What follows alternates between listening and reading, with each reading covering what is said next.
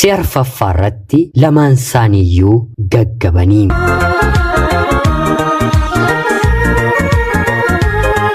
Yeroodhaaf maqaa kiyya himachuun barbaadu kanan dhaladheetti guddadhee Jiituu Magariituu Oromiyaa keessatti barnoota kiyyallee kutaa 1 hanga 12tti maatii koo haadhaaf abbaa koo biratti ergan baradhe booda sanaan booddeellee carraan yuunivarsiitii na dhaqqabee waggaa 1 seenee baradheen haa ta'uutii garuu wanta baay'ee natti ulfaateef akkan xumuruu hin dandeenye jalqabuma waan naaf galeef mooraa yuunivarsiitii gadhiiseen dhuunfaadhaan galmaa'een baradheen digirii kiyya xumuree haatii fi abbaan koo ana waliin ijoollee 5 dhiira 3 fi durba 2 qabu dubartii ta'een maatii koo keessaa dhumarratti kan dhalate anadha haa ta'uutii garuu obboleettiin kiyya na hangaftee dubartii taatee jalqabarratti maatii keessaa immoo sadaffaarratti dhalatte barnootatti akkuma magaala keenyaattiyyuu qaxalee waan turteef haatii fi abbaan koo hojiitti isheen buusanii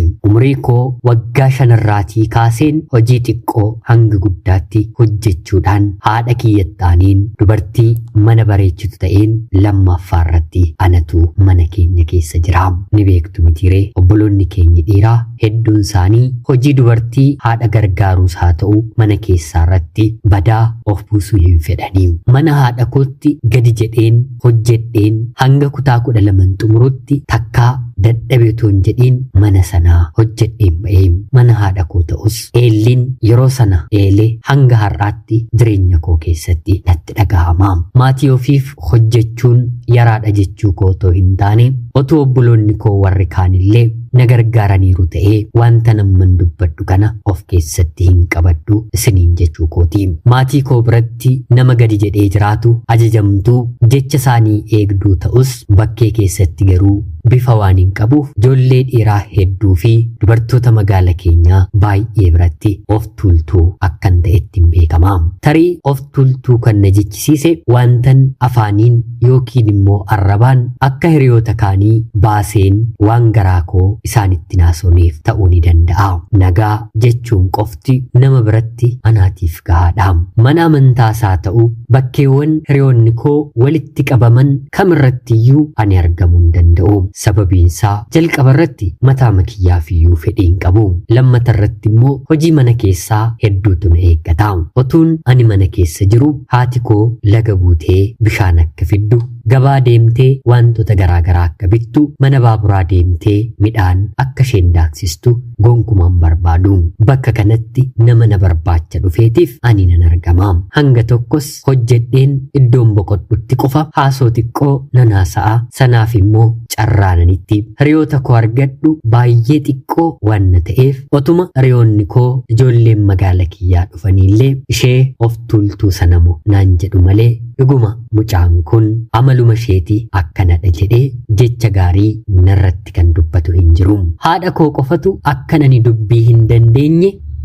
ollaa fi namoota narratti yaada kana kaasaniitiif deebii deebisaa kanaan ala obboloonni koollee ati of tuultuudha kan naan jedhan hin dhibamanii otuun haadha koo akkana gadi jedhee hojjedhu maaltu akka of tuultuu akkana godhe rabbi duwwaatu beeka an ofirratti garuu amala kanan beeku maarree kanaan maatii koo biran jiraadhe barnoota koo kutaa 8ffaa yeroon baradhu ta'iin tokko jireenya koo keessatti na mudata barnoota barachuuf naannoo toora sa'a 5 walakkaatti manaa baheen gara mana barnootaa deemaan jira duuti jireenya keenyaaf beellama qabatee sireerra nu kaa'ee nu dhukkubsachiisee kanaan booddee gaasha yookiin immoo gatiin qabdu nu jechisiisee otuu nu fudhatee maatiin illee waan beekuuf gammachuu qaba du'a sabara kanaa waliin wal madaalchisaan jira miti mana barnootaa daandii gubbaarra utuu hin deemuu konkolaataan FSR jedhamu kuntaala 90 fedhatu fireeniin yookiin immoo qabduun konkolaataa jalaa citee yookiin immoo hiikkatee saffisa ani ija kiyyaan illee hubachuu hin dandeenyeen asii gadi natti dhufaa jira namni hunduu iyyee konkolaachisaan keessa jirullee garatti gorsiisu dhabee akka namni fuuldura jiru jalaa baqatuuf hoddaa keessaan achi as ba'ee iyyaa jira ani mataa kiyya gadi qabadheen lafa laalaa wanti namni haasa'aa jiru otuu natti hin dhaga'amin gadi jedheen deemaan jira anatu gurraan hin dhageenye ija kiyyaanis hin argine malee duuti gara meetira 5 natti siqxee fuuldura kiyya otoo dhaabbattu ijji kiyya takkaa yeroon ol jedhu konkolaataan saffisaan ana jala gahuu gaheera. Sanuummoo gidduu konkolaataan jira. Tiraafikni harka bitaa keessan qabadhaatii deemaa jedheen gorsa. Ani garuu manni keenyi harka mirgaarra waan na tureef daandii sana qabadheen harka mirgaarra deemaa jira. Tarii haga tokko lubbuu namaa baraaruu nan danda'a jedhee konkolaachisaan harka mirgaa qabatee anaaf isa qofatu meetira 5 irratti walitti dhiyaatee yeroon ol jedhu naasuudhaan bishaaniin ta'ee maal konkolaachisaan kun saffisa kanaan hamma kana kannatti deemu ijisaan argumoo kan jedhu battala yaada kiyya keessatti dhufus gara bitaatti goruu yookiin immoo mirgatti goruu kan jedhu garuu ana jalaa badee bishaan ta'een sekendii yartuu sana keessatti waa hedduu otoo yaadaa jiru ani mirguma sanatti kufee konkolaataan immoo bitatti xiqqoonarraa gore meetira 2 dheerinni hin caalle nu gidduutti yeroo haftu dargaggeessuma gara mana barnootaa deemaa jiru keessaa tokko jalaatii na butee na fudhatee kufee duubatti irraa gangalatee konkolaataan anarraatii maqsuuf marii akka hin taanetti gara bitaatti naannessee ture. Saffisaan marii naannessuunsaa konkolaataan saffisaan gara fuulduraatti deemaa jiru akka inni kufu taasise. Innis ni gangalate nutis ni gangalanne. Guyyaa sana lubbuu kiyya yookiin immoo lubbuun konkolaachisaa lubbuun gurbaa kanaa kan ba'u ture rabbi nu gargaaree konkolaataan illee hagas maratti hin miidhamne. Akkanuma ija qofaan dargaggeessi hin beeku lubbuu koo du'a jalaa oolchee otuu akka tasaa eeyyama rabbiitiin dogongorri sekendii tokko yookiin maayikiree sekendii tokko dargaggeessi kun sodaatee baasamoo hin baasu jedhee gara kootti hin utaalle ta'ee anis innis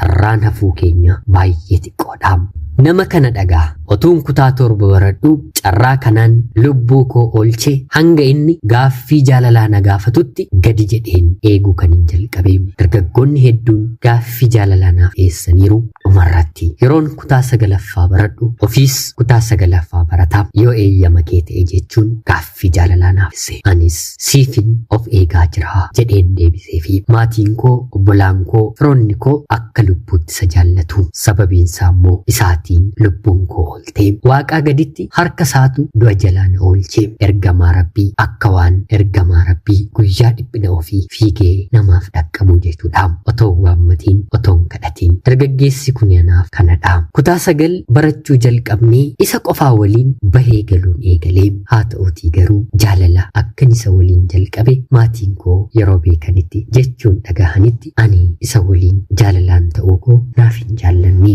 Obboloonni koo warri dhiiraas kanaafillee kunis hin madaalu ati bar warqee bareedduudha. Jaalalli har'a jalqaban immoo boris dhiibbaa waan namarratti qabuuf yoo dandeesse waliin deemuu imaluu dhiisinaan jedhaniin ani garuu sa'aatii sanatti dhuguma dubbachuuf yoo ta'e hamma isaa namni hin jaalladhu lafa kanarra hin jiru jedheen maatii koo ibsee. Jibbamuun dargaggeessa kana inni jalqabaa magaala keessatti inni kashlabbeedha. Maqaa gaariin qabu maatiin obboloonni isaa hannaa fi maqaan taaniitiin beekamu. Innillee akkanumadha. Lammaffaarratti immoo hiyyeessadha. Sadaffaarratti immoo bifti isaa gurraacha akka naannoo keenyaatti warra garbaa jedhamee maqaan addaa kennamuufidha. Kanaaf maatiin koo hin jaallatanii ani garuu lubbuu koo waan na oolcheef ooluun koo isaaf jedheen isa jaalladha. Guyyaan sun yeroo hundumaa wanti ta'e na fuuldura fiigdee dhufte. Yeroon ani gara kutaa 10ffaatti darbee barachuu eegalu dargaggeessi kun barnootaallee ni kufee. Ani garuu jaalala koo addaan hin qoonne. Kutaa 11tti darbee qabxiin maatrikiis naaf dhufe. Akka baay'ina hojii mana haadha kootti qabxiin kutaa 11ffaa anaaf kan hin dhufne ture. Rabbis na gargaaree anis darbee barattaanu jaalalleen koos darbee. Yeroon kutaa 11ffaa baradhu carraadhaatii namni hojiidhaan gubbaa Oromiyaarraa seerarra hojjetu ijoollummaadhaanis aangoo gaarii qabu tokko gaa'ilaaf anaan gaafate. Yeroo kanatti ani lakkii jaalallee qaba jedheen dileem. Nama gaarii kabajamaadha mitiire warri koo dargaggeessa kashlabbee egereen ishee maal akka taate hin beekneef jetteeti gaa'ila gaarii of bira dabarsitaa jechuun akka ajaa'ibaatti natti dheekkamanii dheekkamuu qofa miti. Abbaan koo kanaan booddee waa'ee kee nan galchu naan jedhee anis akka barbaaddanii jedha ani garuu nama kanarraan alatti eenyuun isin jaalladhu eenyutti isin heerumu yoo inni du'ee boolla galee qofa anaan dursee yaada koo jijjiiruu hin danda'an jedheeni haati koo abbaan koo obbolaan koo bifa kana qabaattee carraa hedduu of bira dabarsaa jirta ni argita gaabbitee imimmaan lolaastee warri koo maal naan jedhani jettee hin boossu ta'e naan jechaa turani ani garuu nan didee 12 baradheen carraa yuunivarsiitii naaf dhufe yuunivarsiitii deemeen barachuu eegaleen warri koo maallaqa xiqqoo naaf ergu ishumayyuu na jalaa addaamtanii akka namni anaatiin na ilaalutti akka dubartii dhiira tuffattu maallaqa hedduu qabdu kanatti ni ilaalamaa keessa koo garuu anaaf rabbi guddaatu beekaam. Sanuu barnoonni kun naan ta'u maallaqaan na barsiisaa jedheen maatii koo yeroon gaafadhu hinumaayyuu keessa baaneeti maallaqaan si barsiisnaahi otoo ati dargaggeessa kana waliin jirtu jechuun na didanii bara sattaan immoo jaalalleen koo qabxii kutaa 12ffaa dhabee maallaqaan akka magaala biraa deemee barachuu barbaadu guyyaa hojjetee halkan akka baratu anatti beem anis yeroo kanatti egaa na jaallattaa egaa sin jaalladhaa kanaan booddee waa'ee keetti warra koorraa wanta eeguun qabu karaa hundumaa garaanatti jabaataniiru yoonaaf ta'e nan baradhaa yoonaaf ta'uu baate immoo siitiin nan barsiifadhaa mana tokko keessaa waliin jiraannaa jedheen gaafadheeni yeroo kanatti jaalalleen koo mataa isaafuu ijoolleedhaa umrii waggaa 19 anis 19 haa ta'u kootu yoo dogongorrii irra ta'e illee rabbi guddaan nu haa sirreessu silaas anis maatii kootu na barsiisa jedheen otoo hin taane rabbi guddaatu na barsiisa jedheen barnootan baradhanaan jedhee na waamee jaalala qulqulluu malee gargaarsa maatiillee ofirraa hin qabu maatiin koo haatii fi abbaan koo yuunivarsiitii irraatii deebi'een isa waliin jiraachuu jalqabuu koo yeroo dhaga'anitti ati kanaan booddee dhala keenya miti naan jedhanii waa'ee isaaf obboleessi koo bakka kana dhufee si'a 2 na reebeeraa jaalallee kiyyaatiin albeedhaan waraanuuf si'a meeqa daandii irratti eeggatee harki waaqaa keessaas oolcheeraa jalqaba irratti gatiin mana kiraallee wanta nutti ulfaatuuf 4 taaneetii mana tokko keessa gallee isaatiin galmeessinee barachuu eegale naannoo baatii tokko hojii humna hojjetee innoon hin dadhabu atis baradhu naan jedhe barachuun eegalee ofii ni hojjeta anaanis isas ni barsiisa naannoo baatii 4 booddee of dandeenyee qofaatti mana kireeffannee jiraachuu eegalle kanaan barnoota keenya waggaa tokko lamaan keenyiyyuu xumuree waggaa lammaffaa eegallee baatii jalqabaa irratti jaalalleen koo yookiin immoo afaan guuteen abbaa manaa koo jechuu kan hin danda'u maallaqa gatii kiraa nurraatii kanfalu dha sanuu durarratti kan baatii tokko sababa uumnee warra abbaa kiraaf hin kanfallee ganna hojiin humnaan jiru tire maddi galii keenya sumadhaam yeroo maallaqa gatii kiraa dhabu anaan dhoksee albee qabatee daandiirra dhaabbatee dubartii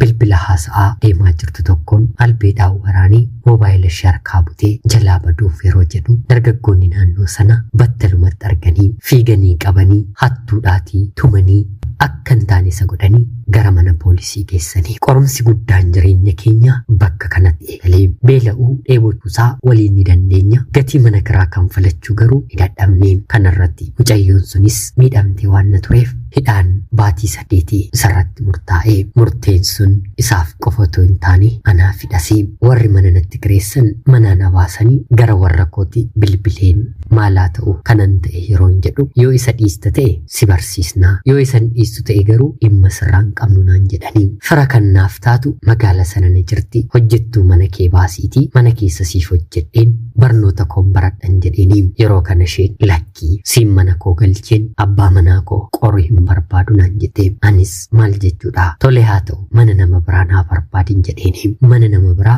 naa barbaaddee na galchite otuu barnoota koo addaan hin kutiin mana namaa hojjechuun jalqabe baatii 8 kan waggaa sana abbaan manaan koo mana hidhaatti ani immoo mana namaatti hin dabarse baatii 8 guutuu erga hidhamee booda hiikamee bakka hin jirus baree battaluma hojiitti seenee torban tokko hojjetee mana namaatii na baasee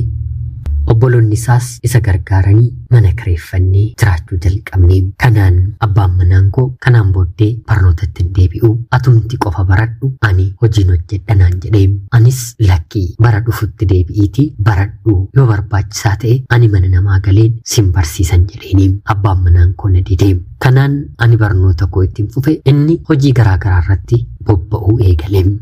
barnoota koo waggaa 3 baradheen xumureem rabbii faa galatu waggaa 3ffaa kuman xumurettis ulfaa'een abbaa manaa kootiif nan daheem guddifachuu bakka hin dandeenyetti daa'ima ofirratti daballeem maatii ofii malee jireenya dhiibuun baay'ee ulfaataadha daheen namni na baran jiru haa ta'uutii garuu kan hin jaalladhu mararfadhu isaaf jedhee kan hin jiraadhu abbaan manaa koo na waliin jira daheen naannoo baatii 3 booddee riyaan abbaa manaa koo tokko kottu har'a dilbatadha gadi baanee fuulii haasofnaa jedhee gaafataanii yeroo kanatti abbaan manaa koo lakkii haati manaa kiyya uffata waan miicaa jirtuuf mucaa qabeen jira jedhee isa didaa yeroo kana innis tole yoos immoo anis bakka deemu hin qabu asuma waliin haasofnaa jedhee mana galee moobaayila isaa tuttuquu eegalaam kana keessatti otuma waliin haasa'anii akka carraa diivii kan bara darbee ba'aa jiru riyaan abbaa manaa koo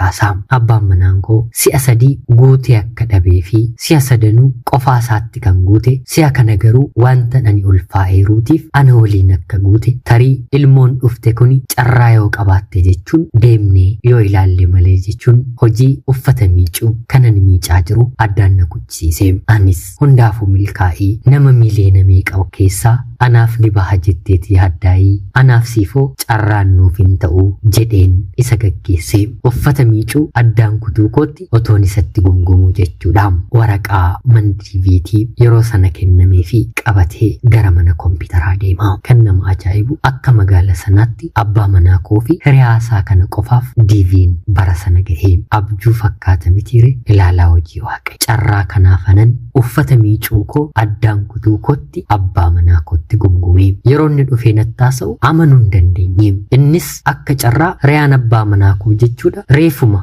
gaa'ela dhaabbataam lamaanuu hojii humnaatiin jiraatu diiviin kun nuuf ba'ee lamaan keenyuu gammanni amma immoo ispoonsara eessaaf hinnaam as jenna achi jenna maatii kootti silaa himuun barbaanne na lolanii na oodanii da'umsa koo illee mana kiyyaa waan hin dhufneef isaanitti himne haa ta'uutii garuu kanaaf jecha namni ani nama barbaachaanii fi abbaan manaa koo hin kadhanne hin jiru dhumarratti maal yoo ta'e gaariidha piroosesiin keenyi nutti dheeratee ispoonsara dhabne gurbaamti diivii waliin argatan milkaa'ee fi kan inni guute qofaasaa ture achi deemee nama nuuf barbaade ofiis maallaqatti dabalee anaa fi abbaan manaa koo daa'ima keenya waliin dachee namni hedduun fedhu Ameerikaa seenne mucaan kun nuyi qofa otoo hin taane haadha manaasaas ofitti fudhate mucaan isaa Ameerikaa jiraattee maatiin jibbu ni jiraare haati koo haadha abbaan koo abbaa obboloonni kiyya obbolaa an Ameerikaa deemnaan naaf ta'anii dacheen Ameerikaa akka biyyatti yaadan ta'uu baatus gaafa irrajjitanii hojii barbaadanii garuu humna ofiitiin basha'anii biyyatti bilisummaadhaan jiraachuu danda'anidha maatiin koo anaan alatti nama ol kaasanii maqaa isaa dubbatan sanyii keenya keessaallee hin qabanii abaluun kana guutee abaluun kana nuu bittee abaluun kana nuu ijaarte deemeen waggaa 2 keessatti qorqorroo durii waggaa meeqaaf keessa jiraatan irraan kaase dallaa balbala sanaan sirreesse namni kan jaallatu maallaqa dhaatii maallaqa xiqqootiin darbadhe kanumaan obboloota koo hunda caalaa nama faarsan na godhatanii ani garuu qabadheen kanan manaa bahee ture waaqa koo qofaadha isaan nagatanii na dhiisanii turanii jaalala qulqulluutu ijoollummaatiin otuun homaa tokko hin beekiin keessa kootti biqilee tarii otuu carraan balaa konkolaataa sun jireenya kootti hin dhufne ta'e anis nama jaalalaaf du'u ta'uu dhiisuu nan danda'an ture ganamaan ijoollummaadhaan gaa'ela dhaabbachuuf waliif otoo hin taane abbaa manaa koo waliin walirratti murteessine umurii waggaa 19tti ilmoo dhiiraatiif gaa'ela dhaabbachuun abjuudhaan haa ta'uutii garuu garaa qulqulluudhaan gara jireenya kootti waan dhufeef anis garaa qulqulluudhaan isa jaalladhee waanan tureef waaqayyo lamaan keenya gatee nuun ganneem ofiif otoo hin baratiin anaatiin na barsiise as dhufeellee barnoota waan hin qabneef kallacha hojiitti seenee anaa fi daa'ima koo rakkoof dhiphina tokko malee nu jiraachisuu jalqabee nurra darbee maatii isaaf maatii koof abbaan manaa koo ija ta'ee namni kaleessa harka maatii koo irratti tuffatamaa ture har'a nama isaan sooru itti boonanii ta'ee fi dhakaan tuffatan utubaa manaa taati jedhama mitiiree abbaan manaa koo akkana ta'ee anillee akkanumadha har'a jireenyi nuti jiraannu ulfaataa ta'us haa ta'uutii garuu biyyatti jijjiiramnu keessa seenneerra rabbi guddaadhaaf galanni haa ta'u kun hundumtuu immoo isaan ta'e ani wallaaltuu ta'uu koo garaa qulqulluudhaan nama kana fidachuu koo yeroo hundaa kadhannaadhaan jilgeenfadheen isatti mature. Keessuma erga carraan biyya hambaa anaaf abbaa manaa kootiif ba'e qorumsi gurguddaan karaa maatii isaa karaa hiriyoota isaa gara keenyatti darbatamanii turanii riyaansaa ispoonsara nuuf barbaadee nu fide garuu gidduu keenya seenuun dhakaa sanallee nuuf fonqolche. Anis abbaan manaan koos dogongora qabaannee miti. Haa ta'utii garuu gaafa balballi milkii banamtu qorumsis walumaan dhalatti mitire sanatu jireenya keenya keessatti nu mudate. Obboloota koof dhaamsi ani qabu kan jaallattaniin garaa qulqulluudhaan jaalladhaa. Kan jaallattani kana jaalala biyya lafaatiin utuu hin taane jaalala sodaa Waaqaa of keessaa qabuun yeroo kadhattan isaatiifis kadhadhaa. Namni har'a bifti isaa daalacha bifan qabu kashlabbeedha hattuudha maatiin isaa hiyyeessadha jettanii tuffattan tarii bor nagaa gaafachuudhaaf nama isinitti ulfaatu ta'uu ni danda'a. Kanaaf haala amma jiru irratti ilaaltanii nama hin ilaalinaa nama hin tilmaaminaa. Jaalalli qulqulluudha. Ofii of qulqulleessaatii isaafis qulqulluu ta'an dhaamsa kiyyadha. Ana obboleettii keessan biyya Ameerikaa irraatii ulfaadhaa nagayaatti galatoomaa.